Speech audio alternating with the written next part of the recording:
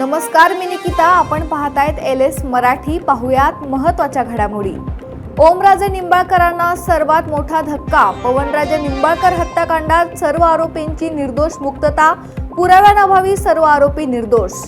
दिल्लीत कॉक्रोच जनता पार्टीच्या आंदोलनाला सुरुवात. मोठ्या संख्येने विद्यार्थी तरुण आंदोलनात सहभागी. तरुणांकडून धर्मेंद्र प्रधान यांच्या राजीनाम्याची मागणी कायम. नागपूरच्या विद्यार्थ्याला नीट परीक्षेसाठी चक्क अबुधाबीचं परीक्षा केंद्र. काय बोलावं हेच कळत नाही. धन्य ते NTA आणि धन्य ते शिक्षण मंत्री धर्मेंद्र प्रधान. नशीब इराणमध्ये परीक्षा केंद्र मिळालं नाही. आमदार रोहित पवारांचं ट्विट.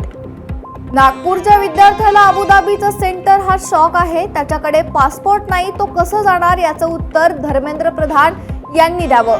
जात धर्म काढले जात आहेत. त्याने पेपर फुटी थांबणार असेल तर माझी जात धर्म काढा. अभिजित दिपके यांचं वक्तव्य. परभणीमध्ये आज पहाटे मुंबई ATS आणि औरंगाबाद ATS पथकाची 15 ठिकाणी कारवाई. अनेक जणांना अटक. शहरात भीतीचं वातावरण. बीडमधील धारूर येथे किरकोळ कारणावरून वृद्ध शेतकऱ्याला अमानुष मारहाण. धारूर पोलिसांकडून आरोपी विरुद्ध गुन्हा दाखल. आरोपीला अटक करण्याची मागणी. हिंजवडीकरांसाठी आणि IT कर्मचाऱ्यांसाठी मोठी दिलासादायक बातमी. वाहतूक कोंडीने त्रस्त असलेल्या हिंजवडी IT पार्कला आता मेट्रोची जोड मिळण्याचा मार्ग मोकळा. मेट्रो सेवा जून अखेर सुरू होण्याची शक्यता. नवी मुंबईतील तुर्भे सेक्टर 24 मधील सार्वजनिक बांधकाम विभागाच्या कामगार वसाहतीमध्ये गाड्या जाळण्याचा धक्कादायक प्रकार समोर.